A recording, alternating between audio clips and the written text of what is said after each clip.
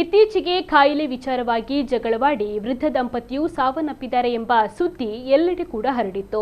ಆದರೆ ಈ ಪ್ರಕರಣ ಇದೀಗ ರೋಚಕ ತಿರುವನ್ನ ಪಡೆದುಕೊಂಡಿದೆ.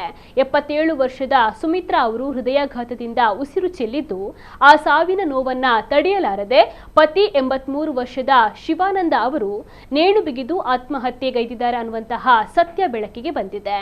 ಈ ದಂಪತಿಯ ಪುತ್ರ ತಂದೆಯ ತಾಯಿಯನ್ನ ಕೊಲೆ ಮಾಡಿ ತದನಂತರ ತಾನು ಕೂಡ ಆತ್ಮಹತ್ಯೆ ಮಾಡಿಕೊಂಡಿದ್ದಾರೆ ಎಂದು ಪೊಲೀಸರಿಗೆ ದೂರನ್ನ ನೀಡಿದ್ದರು. ಈ ಹಿನ್ನೆಲೆಯಲ್ಲಿ ಪೊಲೀಸರು ಕೊಲೆ ಮತ್ತು ಆತ್ಮಹತ್ಯೆ ಪ್ರಕರಣವನ್ನು ದಾಖಲಿಸಿಕೊಂಡು ತನಿಖೆಯನ್ನು ಆರಂಭಿಸಿದ್ರು. ಆದರೆ ವೈದ್ಯಕೀಯ ಪರೀಕ್ಷೆಯಲ್ಲಿ ಅಸಲಿ ವಿಚಾರ ಬಯಲಾಗಿದ್ದು, ಸುಮಿತ್ರಾ ಅವರ ದೇಹದಲ್ಲಿ ಯಾವುದೇ ಹಲ್ಲೆಯ ಕುರುಹುಗಳಿಲ್ಲ ಎಂಬುದು ಕೂಡ ತಿಳಿದು ಬಂದಿದೆ.